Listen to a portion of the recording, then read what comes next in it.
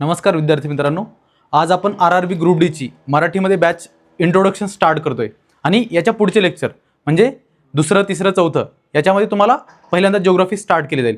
आजचं हे introductory lecture आहे. याच्यामध्ये फक्त सिलेबस काय, एक्झामचा पॅटर्न कसा आहे आणि मार्किंग सिस्टम कशी आहे याचं, आणि सिलेबसमध्ये कुठले कुठले टॉपिक आहेत, कुठले कुठले विषय आहेत याचं पूर्ण इन्फॉर्मेशन दिली जाईल तुम्हाला. पहिलं, आता RRB ग्रुप डी मध्ये पहिल्यांदा कुठली कम्प्युटर बेस्ड टेस्ट आहे. कम्प्युटर बेस्ड टेस्ट म्हणजे जाऊन फक्त तुम्हाला क्लिक करायचे आन्सर. ठीक आहे. CBT 1 एक्झाम पॅटर्न काय याचा, CBT 1चा एक्झाम पॅटर्न. आता विषय इकडे नंबर ऑफ क्वेश्चन्स, मार्क्स आणि ड्युरेशन आहे, म्हणजे किती मिनिटाचा पेपर आहे. पहिला विषय कुठला आहे, जनरल सायन्स. जनरल सायन्सला किती 25 क्वेश्चन्स आहेत टोटल. सायन्सचं लक्षात ठेवायचं, सायन्स एक वेगळा विषय आहे, जनरल अवेअरनेस वेगळा आणि जनरल सायन्स वेगळा. आता जनरल अवेअरनेसमध्ये सोशल सायन्स म्हणून पण आहे, जे समाजशास्त्र म्हणतो, ज्याच्यामध्ये इतिहास, भूगोल, नागरिकशास्त्र वगैरे हे विषय येतात तुमचे. ठीक आहे. मग याच्यामध्ये किती आहेत, जनरल सायन्समध्ये 25 क्वेश्चन आहेत आणि मार्क किती आहेत टोटल 25, म्हणजे एका मार्काला एक क्वेश्चन आहे पूर्ण. दुसरा आहे मॅथेमॅटिक्स. मॅथेमॅटिक्समध्ये पण 25 क्वेश्चन आहेत आणि मार्क किती आहेत 25, दोन्ही झाले 50. नंतर आहे जनरल इंटेलिजन्स अँड रिझनिंग, म्हणजे याला आपण बुद्धिमत्ता म्हणतो. हे झालं सायन्स, विज्ञान. दुसरं झालं गणित, अंकगणित, आणि तिसरं झालं हे बुद्धिमत्ता आपली. ठीक आहे.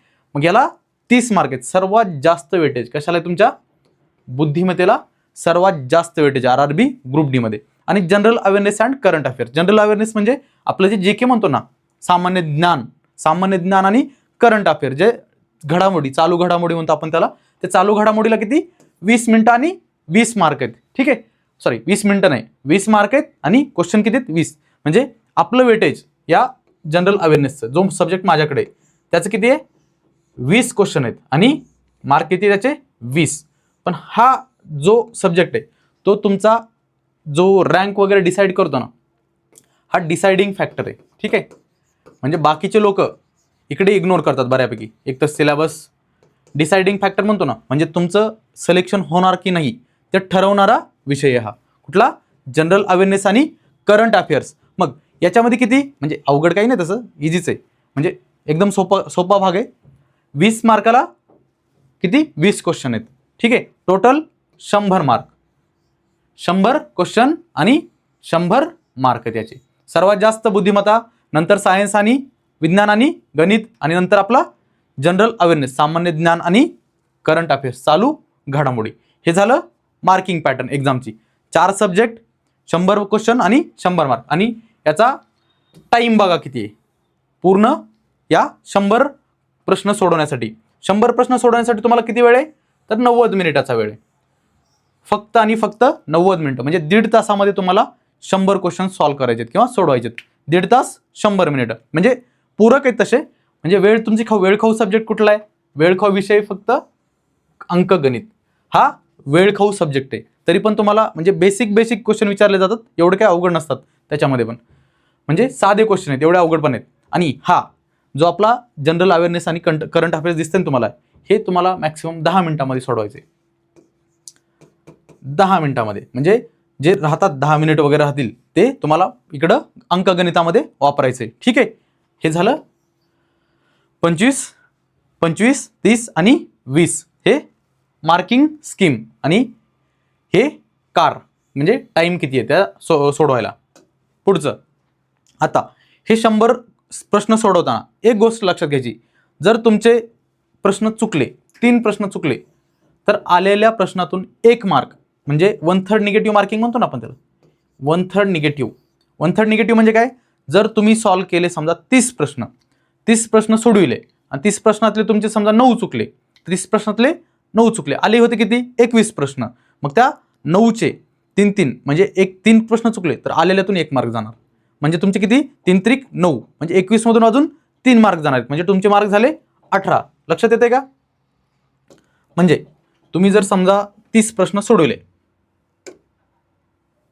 किती 30 प्रश्न सोडवले तुम्ही, 30चा अटेम्प्ट केला तुम्ही, म्हणजे सपोज सांगतो तुम्ही एवढे कमी तर करणार नाहीत, 30 प्रश्न सोडवले त्यापैकी आले तुमचे 21. ठीक आहे. राईट आले 21 आणि 9 काय झाले, 9 तुमचे चुकलेले आहेत. मग हे 9ला किती ना 3 न भागायचं, राहिले किती 3 त्रिक 9. म्हणजे हे आलेले 21 आहेत ना, त्या आलेल्या 21 मधून तुमचे 3 मार्क जाणार आहेत, म्हणजे तुमचे मार्क झाले 18. तुमचे बरोबर जरी 21 असले तरी तुम्ही चुकीचे 9 सोडवले म्हणून तुमचे 3 मार्क त्यातून मायनस झाले. म्हणजे 1/3 हे निगेटिव्ह मार्किंग म्हणतो ना आपण, ही निगेटिव्ह मार्किंग आहे. 1/1/3 निगेटिव्ह म्हणतात त्याला.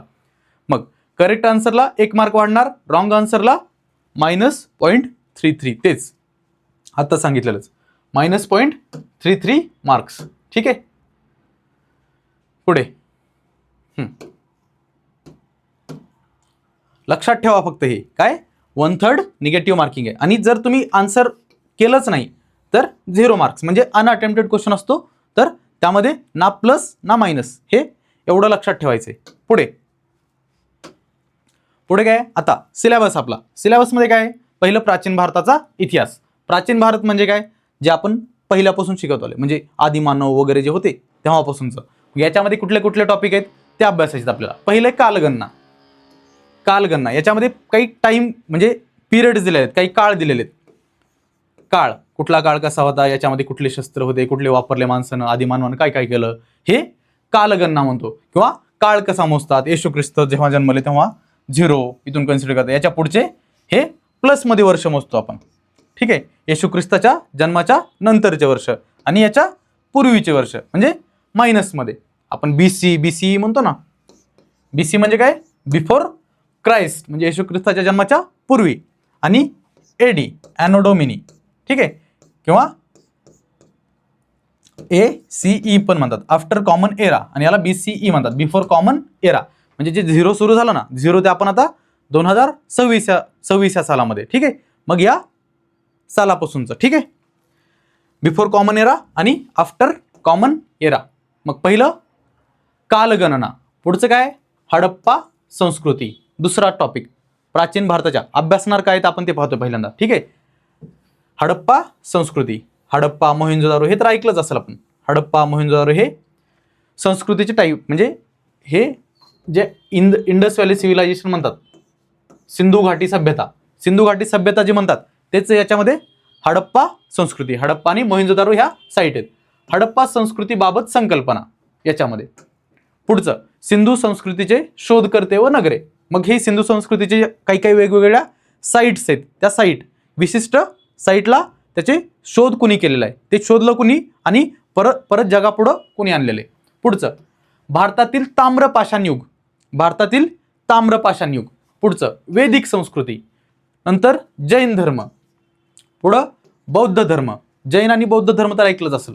आता गौतम बुद्ध आणि महावीरांबद्दल तुम्हाला माहीतच असेल. हे जैन आणि बौद्ध धर्मामध्ये अभ्यासणार आहे. आता याच्यामध्ये 24 तीर्थंकार होते, त्या 24 तीर्थंकारांबद्दलची माहिती.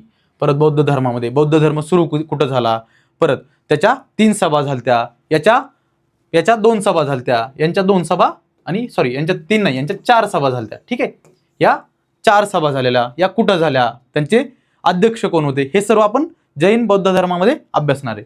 पुढे बौद्ध धर्म परिषदा. तेच आता सांगितलं, ह्या 4 परिषदा झालेल्या. जन आणि जनपदे, महाजनपद वगैरे, जे राजा अशोक होता, मौर्यन जनपद असे. किंवा जे तुम्ही महाभारतामध्ये ऐकलं असेल, महाभारतामध्ये कुरु, पांचाल हे सगळे काय होते, ही महाजनपदे होती. तशी 16 महाजनपद अभ्यासणार आहे आपण या जनपदांमध्ये. पूर्ण 16 महाजनपद. परत जनपदाचा उल्लेख करणारे प्रमुख ग्रंथ. हे जनपदाचा उल्लेख कोणत्या ग्रंथांमध्ये केलेला आहे. त्याच्यानंतर एकच मिनिट, हे क्लिअर करू द्या जरा.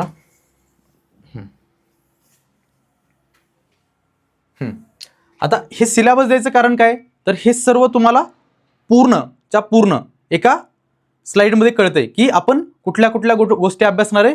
म्हणजे याच्यामध्ये तुम्हाला काहीही स्किप केलं जाणार नाही. हे पुढचे जे 90 ते 100 दिवस आहेत ना, 90 ते 100 दिवसामध्ये तुमचं जनरल अवेअरनेस, म्हणजे जे स्टॅटिक जीके म्हणतो आपण, जे एकदम फिक्स आहे, म्हणजे बदलणार नाही, करंट अफेअर्स सोडून.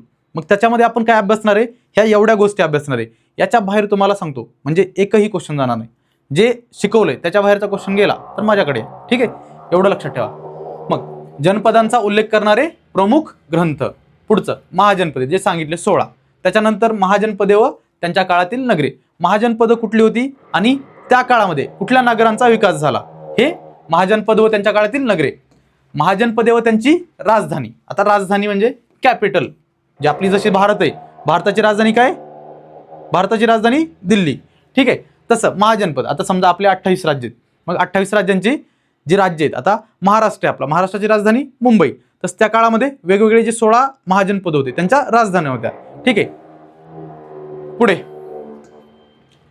कुरूंचं, जसं जे आपण कुरूंचं ऐकलं असेल, हस्तिनापूर, कुरू साम्राज्य, कुरूंची राजधानी काय होती? हस्तिनापूर. आणि नंतर इंद्रप्रस्थ झाली, जे पांडवांनी केली ती इंद्रप्रस्थ झालेली. मग हे महाजनपदे व त्यांची राजधानी, महाजनपदे व सध्याचा प्रदेश. पुढे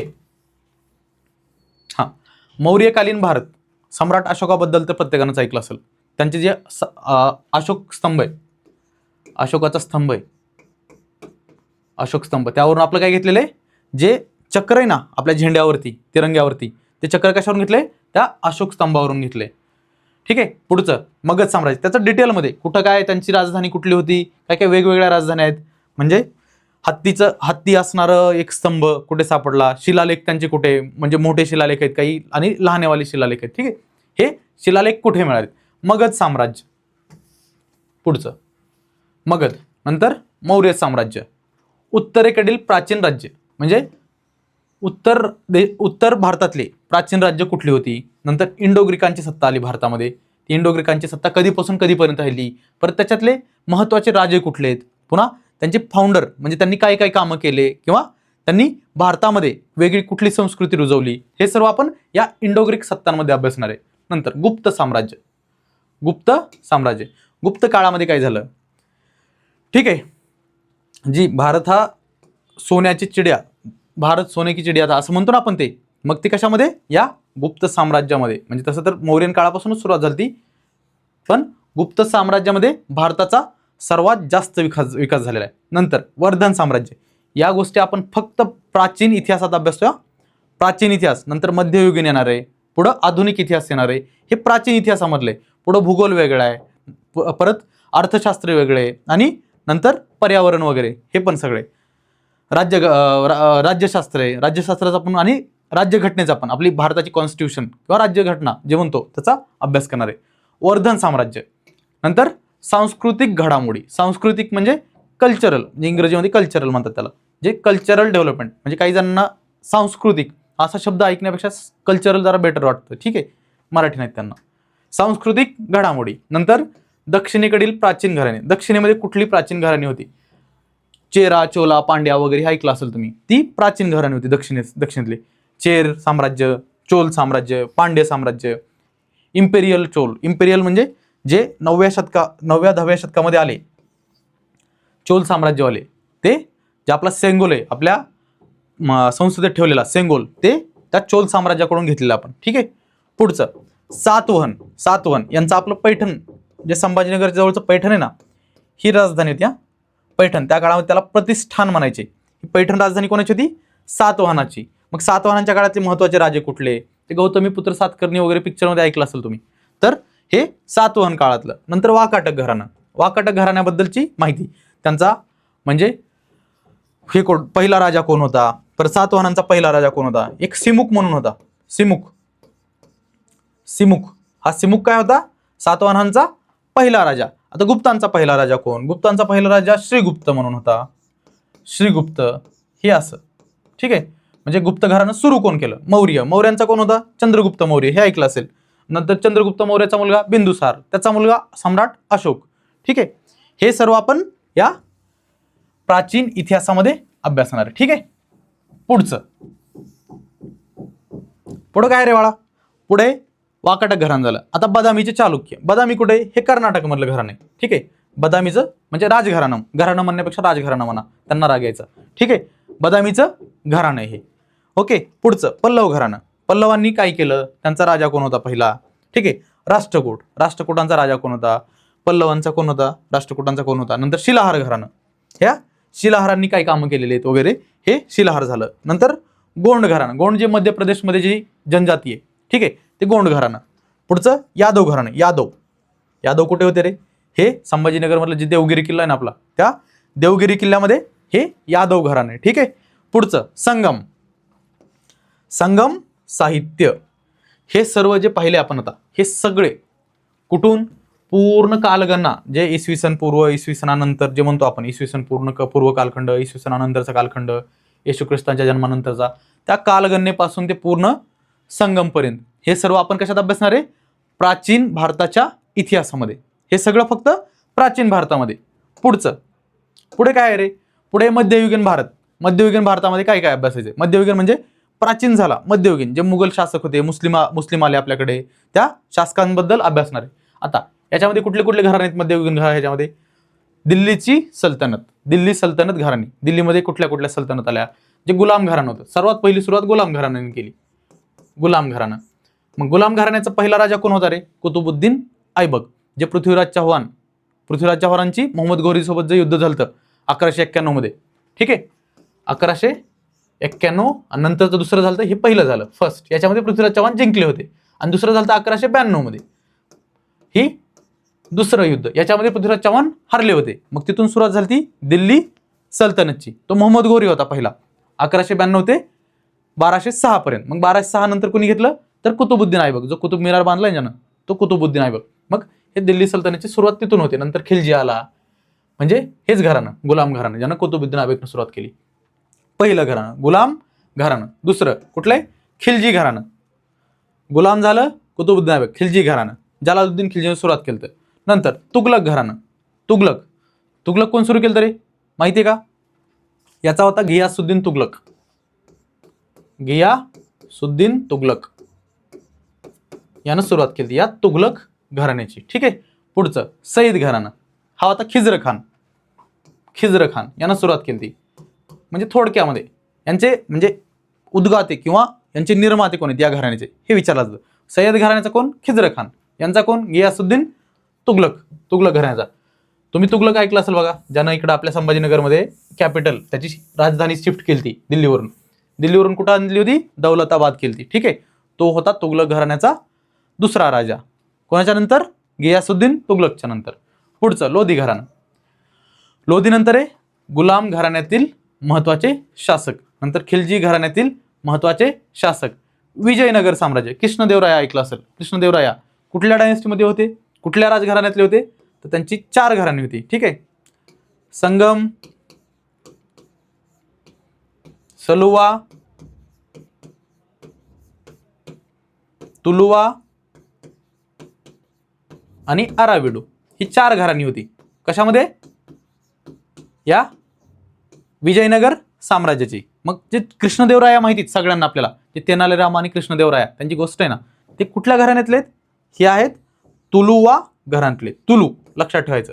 तुलू या घराण्यातले आहेत कृष्णदेव राय. ठीक आहे. चला पुढे विजयनगर झालं, त्याच्यानंतर लगेच येतं बहामनी साम्राज्य. आता विजयनगरची झाली सुरुवात 1336 मध्ये. ठीक आहे.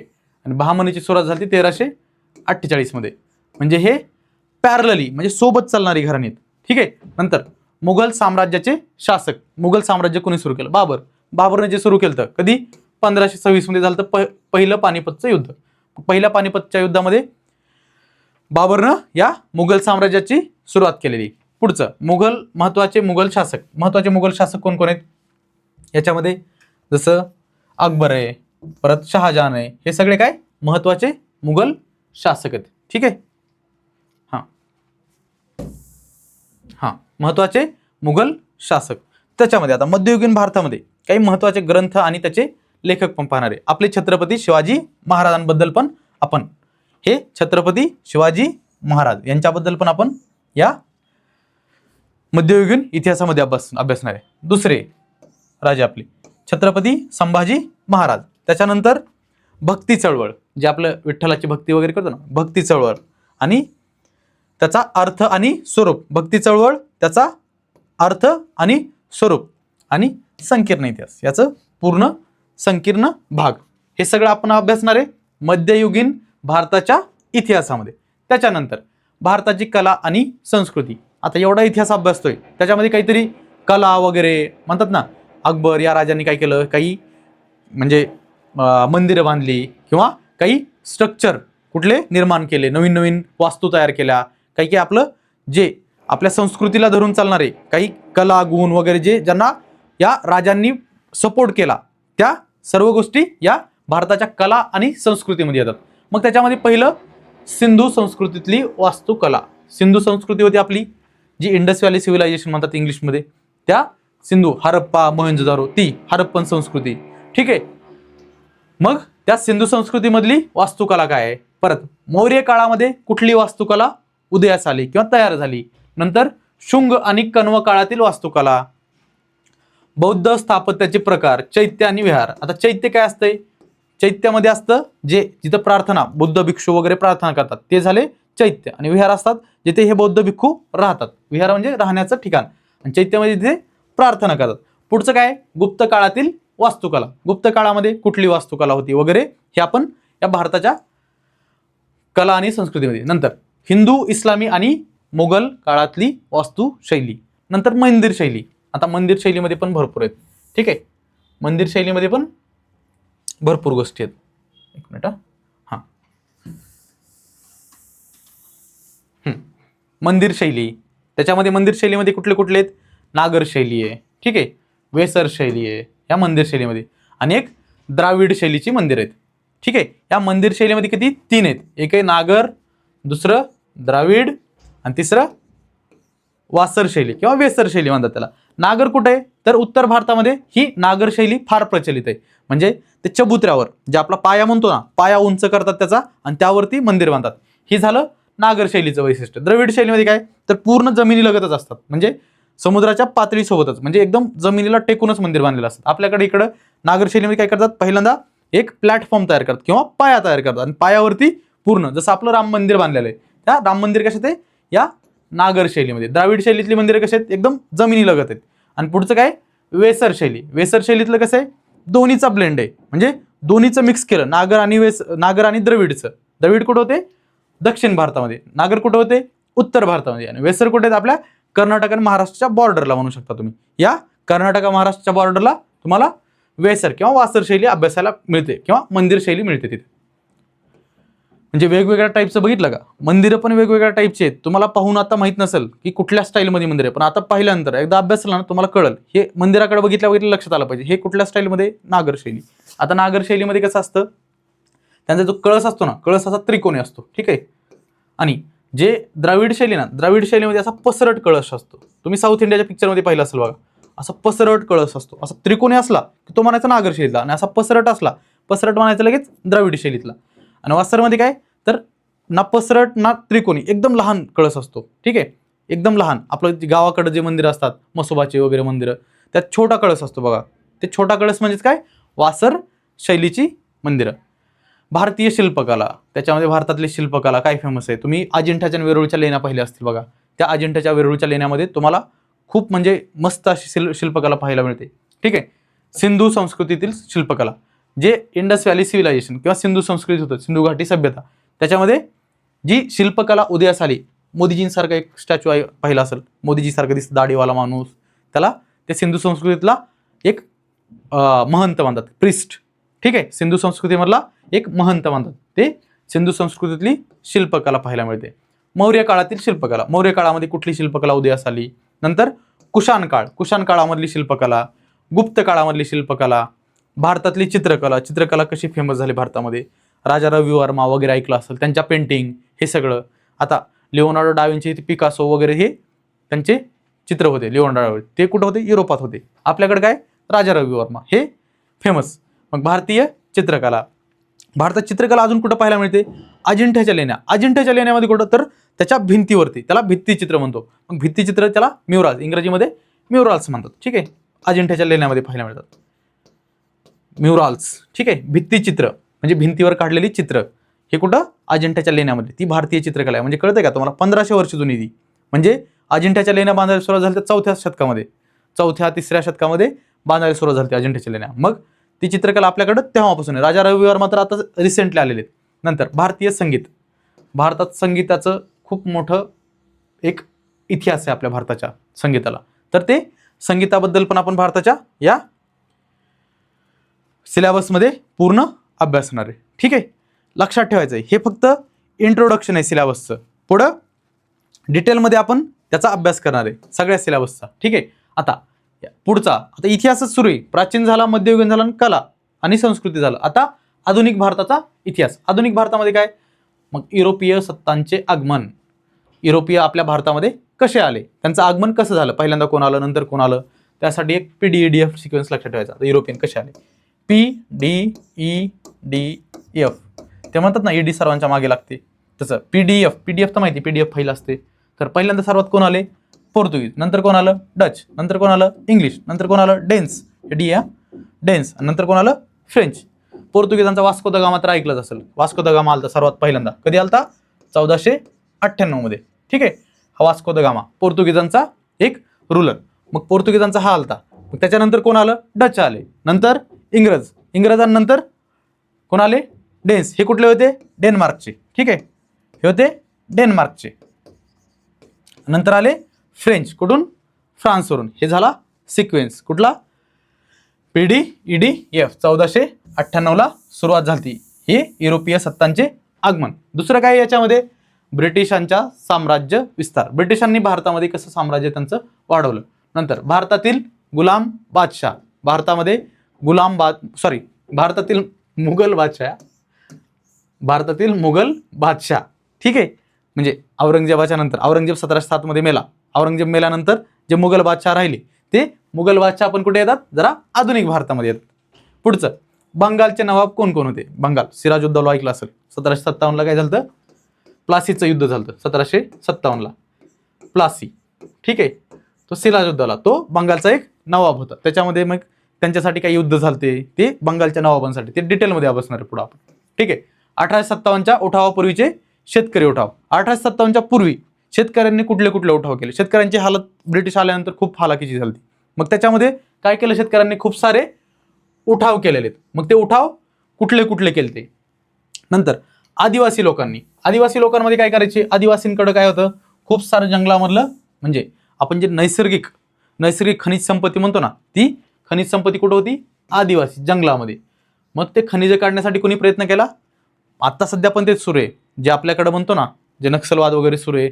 तर गव्हर्नमेंट काय करतात, आदिवासी भागामध्ये जातात आणि तिथे यांना हाकलून देतात. मग हाकलून देऊन त्यांचं म्हणजे पुनर्वसन वगैरे नाही झालं तर मग काय होतं, तर ते हत्यार घेऊन लगेच नक्षलवादाकडे वळतात.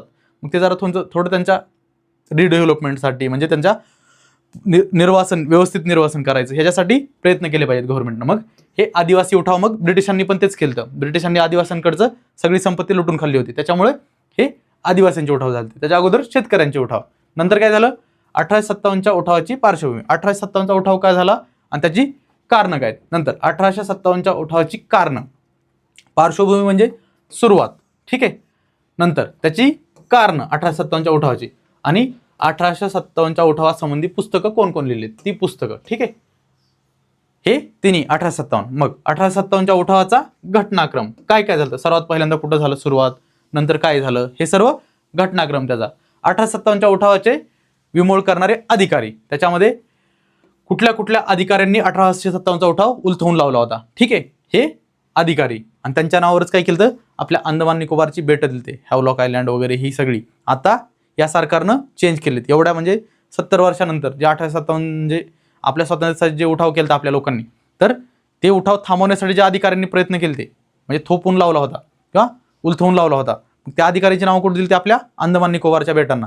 आणि ती कधी चेंज केली आपण, या 2020च्या नंतर. ठीक आहे, हे गव्हर्नमेंटनं पण काही नाही, 5-6 वर्ष तसंच होतं, त्याच्यानंतर जागा आली ती पोर्ट ब्लेअर वगैरे कॅपिटल श्रीविजयपुरम केलेली, हे सगळं म्हणजे मागच्या 7-8 वर्षातल्या गोष्टी त्या.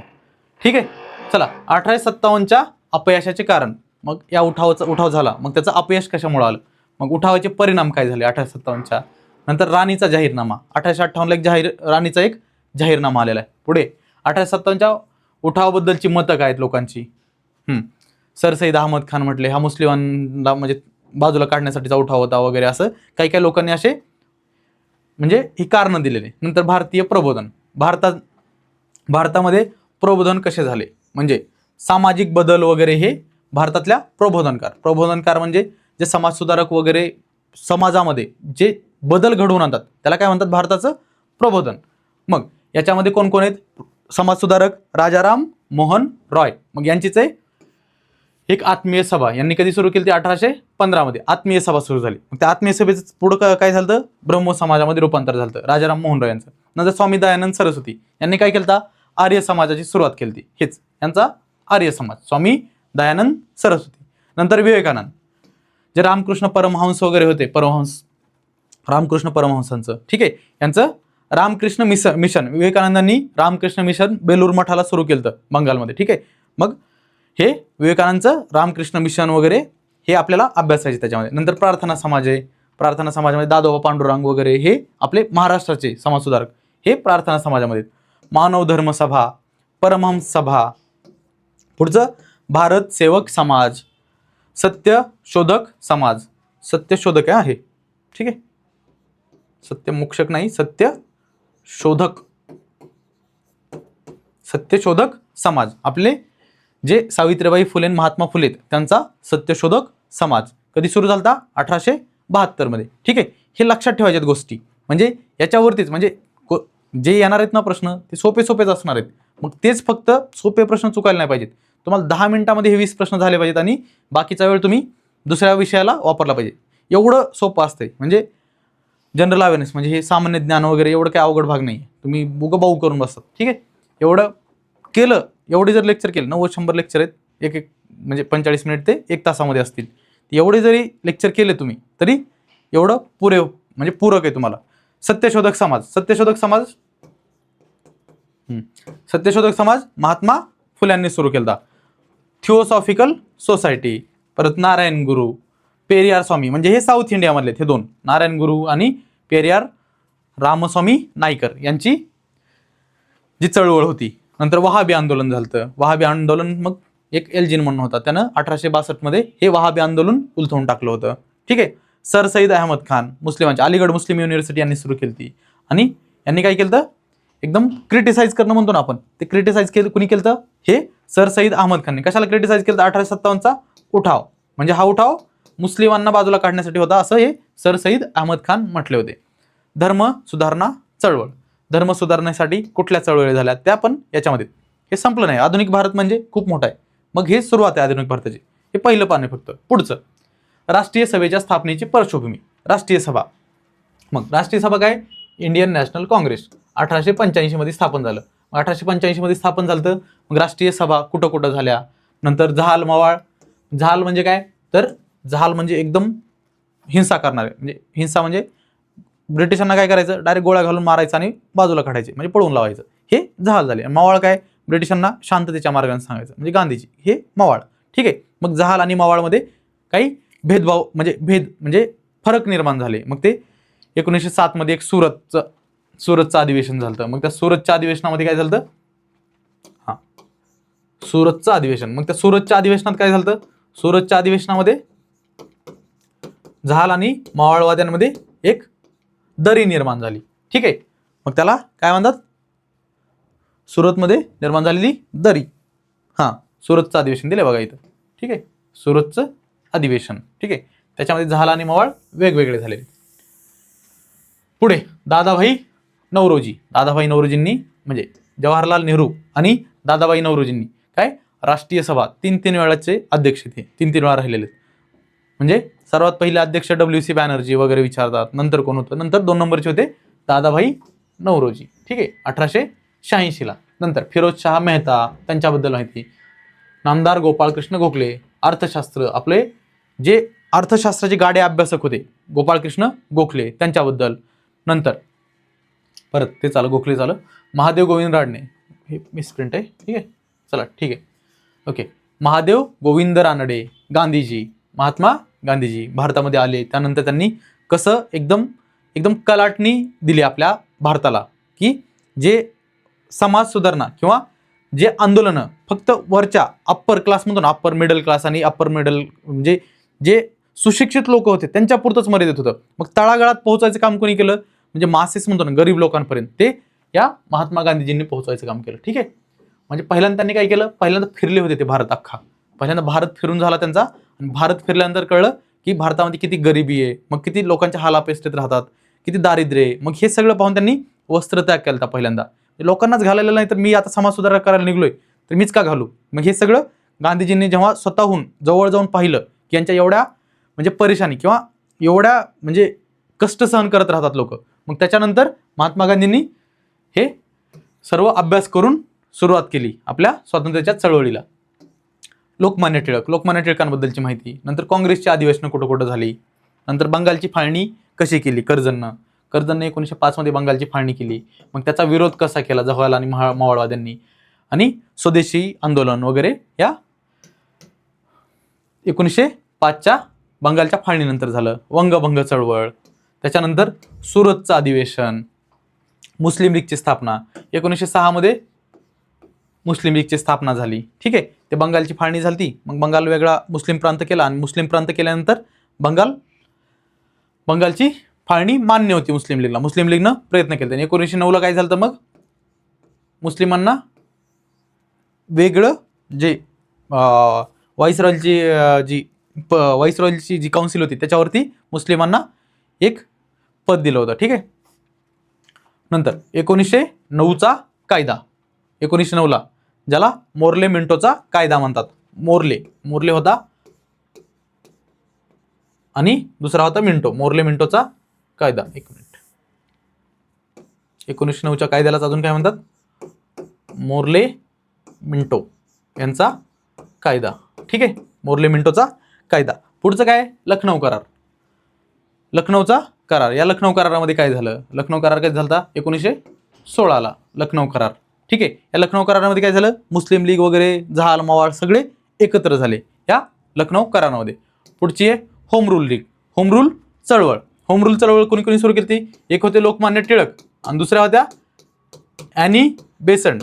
ह्या ॲनी बेसंट आणि लोकमान्य टिळकांच्या 2 होम रूल चळवळी होत्या. नंतर मॉन्टेग्यू चेम्सफर्डचा कायदा.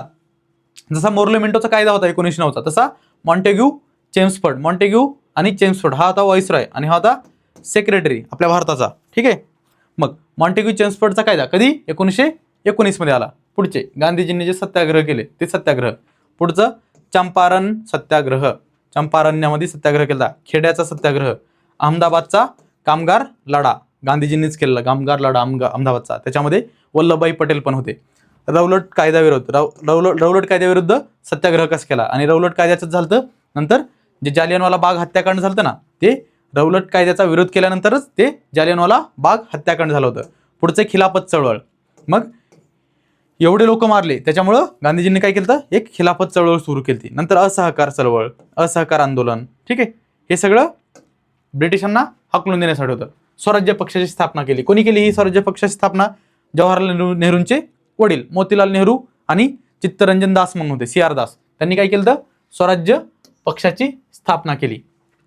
पुढं सायमन कमिशन आलं. सायमन कमिशन, त्याच्यानंतर आला नेहरू अहवाल. म्हणजे सायमन कमिशन हे 1919चा जो मॉन्टेग्यू चेम्सफोर्डचा कायदा होता, म्हणजे ते भारताच्या दृष्टीने चांगला आहे का वाईट आहे हे तपासण्यासाठी आलता. आणि सायमन कमिशनमध्ये काय होतं? एक पण भारतीय नव्हता म्हणून काय केलं?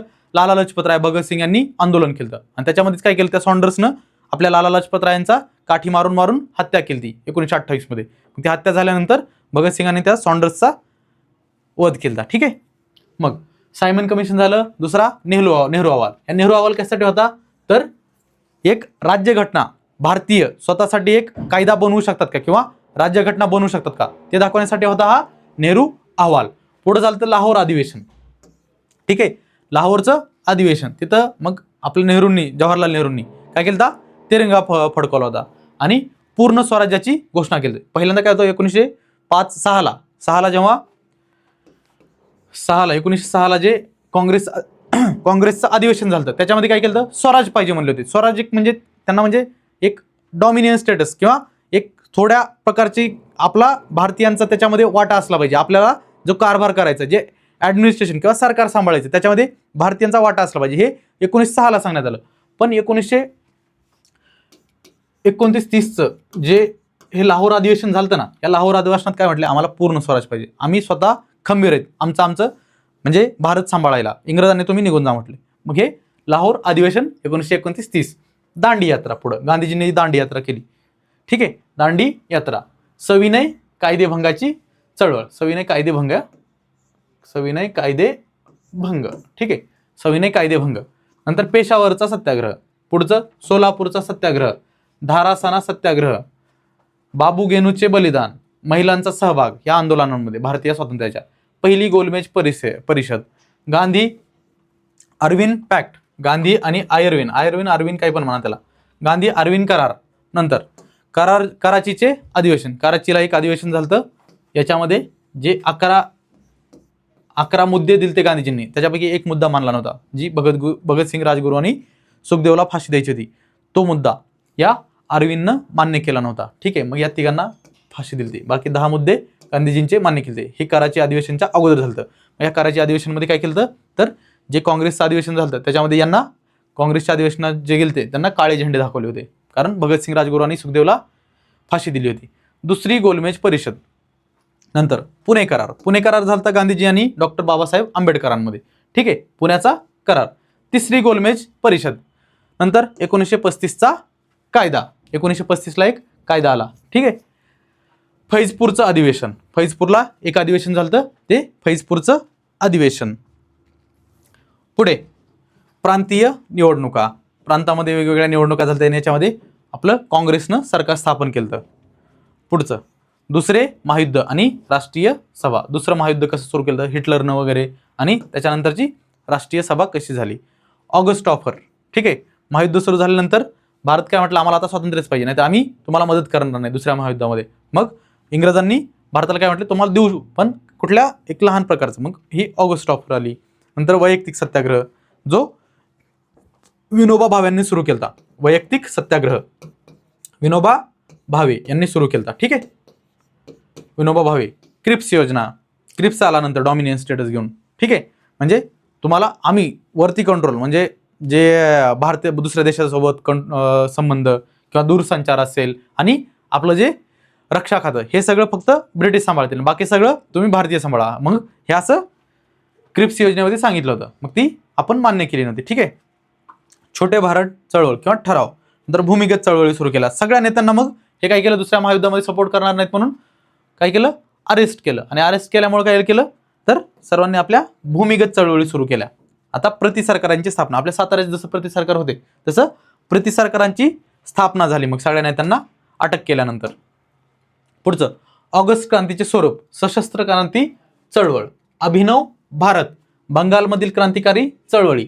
नंतर हे गदर चळवळ, विविध कट आणि खटले, Hindustan socialist republic association, Azad Hind Sena, भारतीय नौदल उठाव, समतेचा लढा, हे सगळे काय या चळवळीचे रूप आहेत. कामगार संघटना, समाजवादी चळवळ, महिला चळवळ, पाकिस्तानची संकल्पना. ते इक्बाल नावाचा एक पोएट होता, त्यानं पहिल्यांदा 2 नेशन थ्योरी किंवा 2 देश पाहिजे अशी हे इक्बालनं मांडली होती संकल्पना, मोहम्मद इक्बाल. ठीक आहे, या इक्बालनं 2 राष्ट्र पाहिजे अशी 2 राष्ट्रांची एक संकल्पना मांडली होती. नंतर राजाजी, आपले जे श्री राजगोपालाचारी होते, त्यांचा प्लॅन आला एक. नंतर वेवेल नावाचा एक व्हाईसरॉय होता, त्याची योजना वेवेलची. नंतर कॅबिनेट मिशन एक आलं भारतामध्ये, कॅबिनेट मिशन आलं, त्यांनी भारताचं स्वातंत्र्य मान्य केलं. पण स्वातंत्र्य भारताला देऊ असं मान्य केलं या कॅबिनेट मिशन प्लॅननं. ठीक आहे, पुढं प्रत्यक्ष कृती दिन, ते डायरेक्ट ॲक्शन प्लॅन म्हणतो ना, जे जिना म्हणले होते प्रत्यक्ष कृती दिन, डायरेक्ट ॲक्शन घेऊ, डायरेक्ट ॲक्शन प्लॅन, त्याला म्हणतात प्रत्यक्ष कृती दिन. माउंट बॅटनचा प्लॅन, भारताच्या स्वातंत्र्याचा कायदा. नंतर ब्रिटिश प्रशासन आणि बंगालचे गव्हर्नर, कुठले होते ब्रिटिश प्रशासनाचे. पुढं घटनात्मक विकासामधील परीक्षेच्या दृष्टीने महत्त्वाचे कायदे घ्यायचे काही.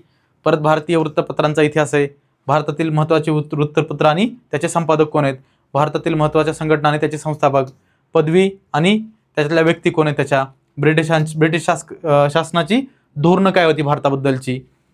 नंतर विविध घोषणा आणि नारे काय दिलेले आहेत कुणी, जसं तुम मुझे खून दो मैं तुम्हें आझादी दूंगा, हे सुभाषचंद्र बोसांचा नारा आहे. मग ते तसं विविध घोषणा आणि नारे काय दिलेले आहेत. परीक्षेच्या दृष्टीने महत्त्वाची माहिती अजून त्याच्यामध्ये एक्स्ट्रा ॲडिशन केलेली आपण. पुढे भारताचं संविधान, संविधानाची निर्मिती कशी झाली, संविधान सभा. आता संविधानाची निर्मिती, संविधान सभा, हे सगळे भारताच्या संविधानामध्ये, जे कॉन्स्टिट्यूशन म्हणतो आपण, भारताची राज्यघटना, तर संविधान, त्या संविधानामध्ये हे सगळं अभ्यासायचे. संविधानाची निर्मिती कशी केली, त्याच्यामध्ये काय काय होतं, संविधान सभा कशी झाली, संविधान समितीतील महिला सदस्य कोण कोण होते, नंतर मसुदा समिती, ड्राफ्टिंग कमिटी, जो मसुदा समिती होतं त्याचे अध्यक्ष कोण होते? डॉक्टर बाबासाहेब आंबेडकर यांच्याबद्दल पूर्ण मसुदा समितीमध्ये कोण कोण होतं. मग तारखा कुठल्या महत्वाच्या आहेत परीक्षा दृष्टीनं. नंतर विविध महत्वाच्या समित्या आणि त्याचे अध्यक्ष कोण होते, जसं नेहरू किंवा सरदार पटेल स्टेट्स कमिटीवर होते. ठीक आहे. भारतीय राज्यघटनेतील तरतुदी व महत्वाचे स्रोत कुठले आहेत, राज्यघटनेतील भाग काय आहेत. पुढं भारतीय राज्यघटनातील अनुसूची कुठल्या आहेत, भारतीय राज्यघटनातील कलमे जे आर्टिकल्स म्हणता ना तुम्ही, आर्टिकल वगैरे ते. नंतर सरनामा, मूलभूत हक्क जे फंडामेंटल राईट म्हणता, मूलभूत कर्तव्य त्याला काय फंडामेंटल ड्युटीज म्हणतो. तुमचं काय मूलभूत कर्तव्य काय आहेत आणि मूलभूत हक्क काय आहेत, तुम्हाला म्हणजे राज्यघटनेकडून कुठले मूलभूत हक्क मिळाले आहेत ते सर्व अभ्यासाचे याच्यामध्ये. भारताचे राष्ट्रपती, पंतप्रधान, मुख्यमंत्री, मुख्यमंत्री व त्याचे मंत्रिमंडळ, मुख्यमंत्र्यांचं मंत्रिमंडळ. नंतर राज्यपाल, पंतप्रधान परत आलं. ठीक आहे. महाधिवक्ता कोण आहेत, भारताचे नियंत्रक व महालेखा परीक्षक कोण आहेत, भारताचे महान्यायवादी कोण आहेत, राज्यसभा कशी तयार होते, राज्यसभेबद्दल, विधानसभा आपल्या महाराष्ट्रात असते तशी, लोकसभा, भारतातील न्यायव्यवस्था, भारताचे सरन्यायाधीश जे चीफ जस्टिस ऑफ इंडिया म्हणतो त्याला आपण. ठीक आहे. भारताचे सरन्यायाधीश जे सुप्रीम कोर्टवरती असतात, सुप्रीम कोर्टाचे म्हणजे प्रमुख जज. विधान परिषद, भारतातील पदासंबंधाची वयाची पात्रता, म्हणजे समजा पंतप्रधान व्हायचे त्याचं वयाची पात्रता काय, राष्ट्रपती व्हायचं त्याचं, किंवा तुम्हाला राज्यसभेवर जायचं, लोकसभेवर जायचंय, विधान परिषदेवर, विधानसभेवर निवडून जायचंय तर त्याच्यासाठी काय लागतं, भारतातील पदे आणि त्याचे राजीनामा कसा द्यायचा. आता पंतप्रधान त्याला राजीनामा द्यायचा, राष्ट्रपती त्याला राजीनामा द्यायचा, किंवा सुप्रीम कोर्टचे न्यायाधीश आहेत किंवा सरन्यायाधीश आहेत त्यांनी राजीनामा कोणाकडे द्यायचा, किंवा मुख्यमंत्री त्यांचा राजीनामा कोणाकडे जातो, हे सगळं आपण कशामध्ये या संविधानाच्या अभ्यासामध्ये करणार आहे. महत्वाच्या घटना दुरुस्त्या कुठल्या कुठल्या आहेत ते पण याच्यामध्येच आहे. आता पंचायत राज, हे पंचायत राजाची स्थानिक स्वराज्य संस्था म्हणतो आपण, त्याची पार्श्वभूमी काय, पंचायत राज विषयक समित्या कुठल्या कुठल्या आहेत, 73वी घटना दुरुस्ती काय 1992ची, 74वी घटना दुरुस्ती काय 1992ची, ग्रामपंचायत कशी स्थापन करतात, ग्रामसेवक कोण असतो, सरपंच कोण असतो, कसा त्याचं वय मर्यादा काय आहे, म्हणजे सर्वात म्हणजे त्याला जे एज क्रायटेरिया म्हणतो कधी तो ग्रामपंचायतीवर निवडून जाऊ शकतो. नंतर पंचायत समिती काय आहे, जिल्हा परिषद काय आहे, नगर पंचायत, हे तर आता तुम्हाला माहित असेल. म्हणजे जे इलेक्शन वगैरे होतात तुमच्याकडे दर 5 वर्षाला वगैरे, हे जिल्हा परिषद पंचायत समित्यांचे, त्याच्यामुळे तुम्हाला थोडीफार आयडिया असते, पण थोडं डिटेलमध्ये आपण याचा अभ्यास करणार आहे. नगर परिषद, महानगरपालिका, राज्य निवडणूक आयोग काय, कुणाच्या निवडणुका घेतो राज्य निवडणूक आयोग. नंतर वरचा एक असतो निवडणूक आयोग जो केंद्रामध्ये असतो, केंद्र निवडणूक आयोग, मग ते कुठल्या निवडणुका घेतात हे सगळं आपण या पंचायत राजमध्ये अभ्यासणार आहे. शासकीय संस्था व त्याचे सचिव, महाराष्ट्र राज्य आणि त्याचा वित्त आयोग, जिल्हा नियोजन समिती जी प्लॅनिंग कमिटी म्हणतो, डिस्ट्रिक्ट प्लॅनिंग कमिटी वगैरे, ते जिल्ह्याच्या नियोजनासाठी हे जबाबदार असते. महाराष्ट्रातील छावणी मंडळी कुठले आहेत, नंतर पंचायत समितीची नावे. चला आता भारतीय अर्थव्यवस्था जरा थोडं फास्ट घेऊ, कारण आज फक्त इंट्रोडक्टरी लेक्चर आहे. झालं तुम्हाला हे सगळं पूर्ण डिटेलमध्ये अभ्यास, 100 दिवसामध्ये हे पूर्ण सगळे टॉपिक, एका दिवसामध्ये 2-3 टॉपिक आहे ना कव्हर होऊन, म्हणजे एकदम फास्ट घेणार आहे. एकदम रॅपिड बॅच म्हणतो ना, रॅपिड रिव्हिजन बॅच, त्या टाईपमध्ये चालणार आहे. आणि त्यामध्ये तुम्हाला एकदम पूरक होणार आहे, जेवढं पाहिजे तेवढंच आहे, जेवढं क्रिस्प तुम्हाला परीक्षेला जेवढं येणार आहे तेवढंच मटेरियल आहे आपल्याकडे. ठीक आहे. जास्त काय एकदम ते म्हणतात ना काय वर्बोज जी लँग्वेज जे उगव बिनकामी बडबड करायची तसली बडबड नाही करणार, जेवढं लागतं तेवढं घ्यायचं. 1 तासामध्ये एक्स्ट्रा बोलणार नाही, काही नाही. जेवढा अभ्यास आहे तेवढ्या पुरतं एवढे लेक्चर करा, याच्यापेक्षा बाहेरचं काही लागणार नाही. ठीक आहे. अर्थशास्त्र, अर्थशास्त्राची व्याख्या काय, अर्थव्यवस्थेचे पुकार, अर्थशास्त्रासंबंधी पुस्तकं कुठले, अर्थव्यवस्थेचे विकास व्यवस्था अवस्था. नंतर मानव विकास निर्देशांक काय आहे, अर्थव्यवस्थेचं क्षेत्रीय विभाजन कसं केलेलं आहे. ठीक आहे. क्षेत्रीय विभाजन. ठीक आहे. नंतर भारताच्या GDP मध्ये कुठल्या क्षेत्राचा किती वाटा आहे ते, भारताच्या अर्थव्यवस्थेची वैशिष्ट्ये काय आहेत, राष्ट्रीय उत्पन्नाचा अर्थ काय आणि त्याची व्याख्या काय आहे, परत राष्ट्रीय उत्पन्नाचं मोजमाप कसं केलं जातं, राष्ट्रीय उत्पन्नाचे मोजमाप ते चालू. परत जगातील प्रमुख 5 अर्थव्यवस्था कुठल्या आहेत, त्याच्यानंतर भारताचा GDP, नंतर GDP कसा कॅल्क्युलेट करायचा, भारताचे दरडोई उत्पन्न काय आहे, दारिद्र्य संकल्पना काय आहे, भारतातील दारिद्र्याचं मोजमाप कसं केलं जातं, नंतर बेकारी काय आहे, नंतर योजना म्हणजे ती प्लॅनिंग कमिशन वगैरे होतं ना, ज्याचं नीती आयोग केलं 2016 मध्ये. ठीक आहे. मग ते प्लॅनिंग कमिशन काय होते, 14 प्लॅनिंग कमिशन आले त्याच्याबद्दलची माहिती. नंतर आर्थिक नियोजन, आर्थिक नियोजन कसं केलं जातं. नंतर नियोजन आयोग, तेच प्लॅनिंग कमिशनच. हे नियोजन आयोग म्हणजे प्लॅनिंग कमिशन. ती योजना म्हणजे ती योजना काय, स्कीम्स. ठीक आहे, स्कीम्स जाऊ द्या सोडा. चला, नीती आयोग आला पुढं. या प्लॅनिंग कमिशनचाच नीती आयोग झाला. नंतर पंचवार्षिक योजना, आता आल्या पंचवार्षिक योजना. ठीक आहे, पुढे पैसा काय, चलन काय, पैशाच्या पुरवठ्याचं मोजमाप कसं केलं जातं, चलनवाढीचे प्रकार कसले आहेत, चलनाबाबतचा महत्त्वाचा संकल्प. नंतर सेचा बाजारविषयक नियम काय. से एक अर्थतज्ञ, त्याचा नियम काय बाजारविषयक. ठीक आहे, ते पण अभ्यासणार आहे. नंतर जिफेनच्या वस्तूंचं काय अर्थ आहे, जिफेनच्या वस्तू. एंजलचा नियम काय, व्यापार चक्र काय, अवमूल्यन काय, भारतीय वित्त व्यवस्था काय, बँकासंबंधी विविध संकल्पना, त्याच्याबद्दलची IT म्हणजे असतं काही काय. ठीक आहे, आपण डिटेलमध्ये अभ्यासणार आहे. ओके, आता फक्त हे ओव्हरव्ह्यू आहे. जेव्हा लेक्चर सुरू होतील तेव्हा तुम्ही पाहाल डिटेलमध्ये, तुम्हाला सगळं कळून जाईल. एकदम एक्झाम्पल्स आहेत. RBIचे गव्हर्नर कोण, कसे निवड काय करतात, बँकांचं राष्ट्रीयकरण कसं झालं, नंतर अग्रणी बँक योजना काय आहेत, प्रादेशिक ग्रामीण बँका काय आहेत, नाबार्ड काय आहे, भारतातील मुख्य वित्तीय व्यवस्था संस्था कुठल्या आहेत, आर्थिक सुधारणा, हे सर्व या भारतीय अर्थव्यवस्थेमध्ये. ठीक आहे, अजून बघा नवीन आर्थिक धोरणाचे वैशिष्ट्य काय आहेत. नवीन आर्थिक धोरण आलंय, सार्वजनिक वित्त व कर रचना, रुपयाचे परिवर्तनचे टप्पे, वित्त आयोग, फायनान्स कमिशन म्हणतो ना, जे आपल्या कलम 280 मध्ये असतं, फायनान्स कमिशन, वित्त आयोग. ठीक आहे, ते वित्त आयोग. हा कर सुधारणा समित्या कुठल्या आल्या, भारतातील महत्त्वाचे बंदरं कुठले आहेत, राष्ट्रीय जलमार्ग कुठले आहेत, भारतातील कृषी उत्पन्न बोर्ड कुठले आहेत, महारत्न दर्जा प्राप्त असणाऱ्या कंपन्या कुठल्या आहेत, भारतातली रेल्वे कशी, म्हणजे ते बजेट वगैरे वेगळं होतं, म्हणजे जे बजेट आपलं असतं ना, ते बजेट सगळं वेगळं होतं, तर ते एकत्र कसं झालं, काय प्रमुख आंतरराष्ट्रीय विमानतळे कुठले आहेत, उदारीकरणच काय अर्थ आहे, खाजगीकरण म्हणजे काय, जागतिकीकरण म्हणजे काय, निर्गुंतवणूक म्हणजे काय, व्यापार म्हणजे काय, विशेष आर्थिक क्षेत्रे कुठली आहेत, भारताचा परकीय व्यापार, भारताचं परकीय चलन साठा किती आहे, भारताला परकीय गुंतवणूक जे FDI येतो, फॉरेन डायरेक्ट इन्व्हेस्टमेंट, ती कशी येते, नंतर भारतात FDI करणाऱ्या देशांचा क्रम कसा आहे, गेंट नावाची एक संस्था आहे त्याच्याबद्दल, विश्व व्यापार संघटना त्याच्याबद्दल, वर्ल्ड ट्रेड ऑर्गनायझेशन, हरित क्रांती, ग्रीन रिव्होल्युशन, म्हणजे याचे फादर कोण आहेत, जे आपले MS स्वामीनाथन, हे कधी सुरू झाले, 1966ला, जेव्हा आपल्याला डुकरांना खाऊ घालणारा गहू अमेरिका देत होती, म्हणजे एवढी दोगली अमेरिका, जेव्हा डुकरांना खाणारा गहू आपल्या भारताला दिला, त्याच्यानंतर आपल्या दूरदृष्टी असणारे पंतप्रधान, एकदम शांत स्वभावाचे लाल बहादूर शास्त्री, जय जवान जय किसान नारा दिला आणि हरित क्रांतीची सुरुवात केली. आणि फादर कोण आहेत आपल्या भारताचे हरित क्रांतीचे, तर MS स्वामीनाथन, लक्षात ठेवायचं.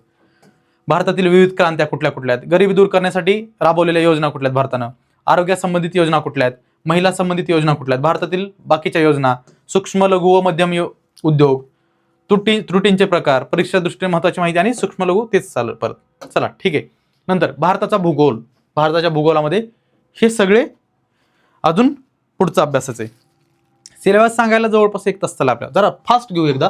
चला, भारताची सीमा कोणत्या कोणत्या देशासोबत आहे, भूसीमा व राज्यांची लांबी किती आहे, भारताची सागरी सीमा, भागरी झाले हे सागरी, लक्षात ठेवा, नाही तर भागरी म्हणतात, मास्तर येडं झालंय. भूविज्ञान, प्राकृतिक विभाग, भारताचे प्राकृतिक विभाग किती आहेत. ठीक आहे, हे सगळं, भारताची जलप्रणाली, भारतातील राज्य. काय करायचं तुम्हाला सांगतो, सिंपल. काय करायचं, शिकवायला लागलो त्याला हे करायचं, म्हणजे हायलाईट करायचं. आता ह्याचं काय करा, PDF तुम्हाला ग्रुपवरती पाठवून देईल मी. ग्रुपवरती पाठवल्यानंतर काय करायचं, ह्याचं PDF काढायचं आणि मास्तर बरोबर म्हणजे मास्तर एवढं शिकवणार म्हणले, पण शिकवतंय का नाही ते चेक कसं करायचं, तर हायलायटर घ्यायचं आणि एक पॉईंट हायलाईट करत बसायचं. मास्तर म्हणलं होतं एवढं शिकवणार आहे, तर मास्तर नाही शिकवलं तर परत कंप्लेंट करायची. ठीक आहे, मग हे सगळं घ्यायचं. केंद्रशासित प्रदेश कुठले आहेत, त्याच्या राजधान्या काय आहेत, भारतातील प्रमुख आदिवासी जमाती कुठल्या आहेत, भारतातील अणुविद्युत प्रकल्प कुठले आहेत, भारतातील प्रमुख जलविद्युत प्रकल्प कुठले आहेत, भारतातील औष्णिक विद्युत प्रकल्प कुठले आहेत, भारतातील लांबीनुसार नद्यांचा क्रम लावायचा, भारतातील प्रमुख नद्यांचा उगम कुठं होतो, नदी आणि तिच्या उपनद्या पाहिजेत, भारतातील प्रमुख धबधबे कुठले आहेत, भारतातील नद्या काठावरील शहर कुठली आहेत, नद्यावरती शहर आहेत काही, मग ते शहर, गोदावरी, नाशिक, जसं आपलं संभाजीनगर कुठंच नाही, कुठल्या नदीवरती ते सांगा. ठीक आहे, भारतातील महत्त्वाची बंदरं कुठली आहेत, भारतातील गोड्या पाण्याची सरोवरं कुठली आहेत, भारतातील गोड्या पाण्याचं सर्वात मोठं सरोवर आहे उलार. ठीक आहे, उलार हा जम्मू काश्मीर मधला तलाव, हा सर्वात मोठा गोड्या पाण्याचा. भारतातील खाऱ्या पाण्याची सरोवर कुठले आहेत, नदी आणि त्याच्या वरतील प्रमुख शहरं, भारतातील महत्त्वाचे थंड हवेचे ठिकाण, जसं आपलं महाबळेश्वर म्हणतो थंड हवेचे ठिकाण, तशी भारतातली बघायची आपल्याला. भारतातील महत्त्वाची राष्ट्रीय उद्यानं कुठली आहेत, उंच शिखरं कुठली आहेत भारताचे, कोळशाचे प्रकार किंवा कार्बनचं प्रमाण किती त्या कोळशामध्ये, भारतात आढळणारी खनिज व राज्य, कुठल्या राज्यामध्ये कुठलं खनिज संपत्ती आढळते हे पण पाहिजे, रेल्वे विभाग भारतात किती आहेत, भारतातील प्रमुख शिखरं कुठले आहेत, तेल शुद्धीकरण केंद्र व राज्य, भारतातील समाधी स्थळ पाहिजेत, भारताचे पहिले मोठे उद्योग, प्रमुख खाडी, भारतातील महत्वाचे सरोवर, सर्वाधिक वनक्षेत्र असणारी पहिली 5 राज्य, सर्वात कमी वनक्षेत्र असणारी 5 राज्य, ठीक आहे. स्थलांतरित शेती काय असते, क्षेत्रानुसार मृदांचा उतरता क्रम, कशी माती कुठली कुठे आढळते, राज्य व किनारी भागांतील नाव राज्याचं, ठीक आहे. किनारी भागामध्ये किनारपट्टीची सरासरी लांबी किती आपल्या, भारतातील प्रमुख हिमनद्या कुठल्या आहेत, भारतातील प्रमुख धबधबे कुठले आहेत, लोकसंख्याबाबत माहिती, क्षेत्रफळाने सर्वात मोठा देश कुठला आहे, हे सगळं या भूगोलामध्ये अभ्यासणार आहे. सामान्य ज्ञान, हे सगळं सामान्य ज्ञानाचं. भारतातील राष्ट्रीय प्रतीक कुठले आहेत, भारतरत्न पुरस्कार, मॅन बुकर पुरस्कार, भारतातील पहिल्या व्यक्ती, महाराष्ट्रातील पहिले, भारतातील राष्ट्रीय परीक्षण संस्था, देश व त्यांचे राष्ट्रीय चिन्ह, विविध देश प्रमुख खेळ, प्रमुख लोकांशी संबंधित ठिकाणं, भारतातील मुख्य पिकं व त्यांचं उत्पादन कुठे घेतलं जातं, जागतिक संघटना मुख्यालय, प्रमुख बंदरं कुठली आहेत, भारतातील लोकनृत्य कुठली आहेत, लोकनृत्य वगैरे भारतातील सगळं, भारतातील शॉर्ट पुरस्कार कुठले आहेत, नंतर लेखक कवीचे नाव आणि त्यांचे टोपण नावं, परीक्षेच्या दृष्टीने महत्त्वाची माहिती, अजून भारताची राष्ट्रीय प्रतीकं हे चालू परत, भारतातील नोबेल विजेते, ज्ञानपीठ विजेते, पहिल्या महिला, स्वतंत्र भारताचे पहिले मंत्रिमंडळ, जगातील गुप्तहेर संघटना, समाधी स्थळ, भारतातील राष्ट्रीय प्रशिक्षण, प्रमुख चषक आणि त्यांची ट्रॉफी कुठली आहे, भारतातील सांस्कृतिक संस्था, राज्य व शासकीय नृत्य, जगातील प्रमुख जमाती, लोकप्रिय खेळ व संबंधित शब्दकोश, साहित्य व लेखक, भारतातील प्रमुख वाद्य व वादक, भारतातील प्रमुख पुरस्कार, महाराष्ट्रातील नोबेल विजेते, भारतातील म्हणायचे ते महाराष्ट्रातील नाही, भारतातील, ठीक आहे. भारतातील पहिली ठिकाणं, भारतातील महिला भारतातील महिला मुख्यमंत्री कोणत्या आहेत, भारतातील राष्ट्रीय पक्षी कुठले आहेत, विविध देश राजधानी, आता दम लागायला मला एवढं हे करून, म्हणजे हे 100 दिवसात घेणार आहे, ठीक आहे. हे घ्यायला सुरुवात केली ना, फट फट एकदम 1 तासामध्ये एवढं तुमचं जड होईल डोकं, पण ते तुमच्या लक्षात ठेवायचं, परत पाहायचं. एक लेक्चर तुम्हाला हे झालं नाही, नोट्स काढायच्या, काही करायचं, पण अभ्यास असा झाला पाहिजे, झोपेतून असं उठवलं, ए बाळा हे सांग, तर बाळानं असं डायरेक्ट फटकन सांगितलं पाहिजे, घाबरलं पाहिजे पुढचं, ठीक आहे. असं एकदम फास्ट आलं पाहिजे. अंतर्गत सुरक्षा व्यवस्था, प्रसिद्ध व्यक्ती व त्यांची उपनावं, ठीक आहे. भारतातील विविध काय, अरे हे काय सर, आता हे काय की आता ह्यानं काय लिहिलं तेच मला पण कळणार, तुम्हाला काय कळणार आहे बघू आपण उद्या, ठीक आहे. जागतिक संघटना, राज्य उत्पादन व उत्पादक राज्य, ठीक आहे. जगातील सण व उत्सव, लोकप्रिय खेळ व संबंधित त्याचे परिसर, खेळ आणि त्याच्या संबंधित परिसर कुठले, राज्य व प्रसिद्ध खाद्यपदार्थ, दिनविशेष, म्हणजे दिनविशेष म्हणजे काय, दररोज काय काय घडतं, ठीक आहे. असं वेगवेगळ्या दिवशी, जसं कधी कुठला दिवस आहे, 5 जूनला वर्ल्ड एन्व्हायरमेंट डे, 16 सप्टेंबरला ओझोन डे, 21 जूनला जागतिक कुठला योग दिवस, हे असले दिवस दिनविशेष, ठीक आहे.